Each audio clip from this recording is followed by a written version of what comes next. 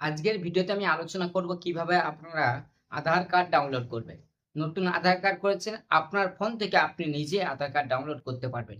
আপনাকে কম্পিউটার দোকান যেতে হবে না, আপনার কাছে ফোনটা থাকলেই যথেষ্ট। চলুন আপনাদেরকে কম্পিউটার স্ক্রিনের মধ্যে দেখিয়ে দেব। গুগলে আসার পর আপনি লিখবেন মাই আধার ডাউনলোড। মাই আধার ডাউনলোড লেখার পর নিচের দিকে আসবেন, যে ডাউনলোড লেখাটা আসবে, আপনি মাই আধার ডাউনলোডে ক্লিক করে দেবেন। ক্লিক করার পরে আপনি আধার ডাউনলোড বা আধার এখানে ক্লিক করে দেবেন।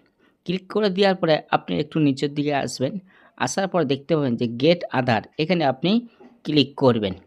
ক্লিক করে দেওয়ার পরে আপনি আর একটু নিচে আধার ডাউনলোড এই অপশানে আপনি ক্লিক করবেন। ক্লিক করে দেওয়ার পরে আপনার একটা কাজ হবে যে আধার কার্ডের নাম্বারটি আপনি এখানে বস করে দিবেন। যেমন আমার নাম্বারটা আমি বস করি দিচ্ছি। দেওয়ার পরে আপনি কি করবেন, তারপরে আপনি এই ক্যাপচার কোডটা বস করে দিবেন। ক্যাপচার কোড যা থাকবে, যদি না আপনি ক্যাপচার কোড বুঝতে পারেন তাহলে ওই ক্যাপচার কোডটি দেখে দেখে বস করে দেবেন। বস করে দেওয়ার পরে আপনার কাজ হবে আপনি সেন্ড ওটিপিতে ক্লিক করবেন। এরপরে সেন্ড ওটিপিতে ক্লিক করবেন। আমি যেমন সেন্ড ওটিপিতে ক্লিক করে দিলাম। ক্লিক করে দেওয়ার পরে আপনার ফোনের মধ্যে 6 সংখ্যার একটা পাসওয়ার্ড যাবে।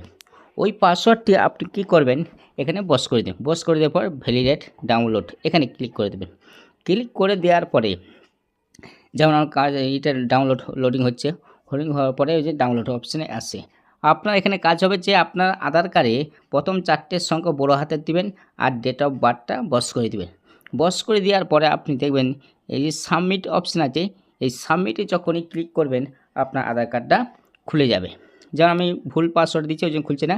আপনি প্রথমে 4টে বড় হাতের দিবেন, তারপরে হচ্ছে শেষের জন্ম সালটা দিয়ে দিবেন। সালটা দেওয়ার পর আমি এই যে সাবমিট যখন ক্লিক করলাম খুলে গেল। ভিডিওটা যদি ভালো লাগে, আপনাদের উপকারে আসে, চ্যানেলটি সাবস্ক্রাইব করে রাখবেন, বেল আইকন অন করে রাখবেন নেক্সট ভিডিও পাওয়ার জন্য। সুস্থ থাকুন, ভালো থাকুন, দেখা হচ্ছে পরবর্তী ভিডিওতে।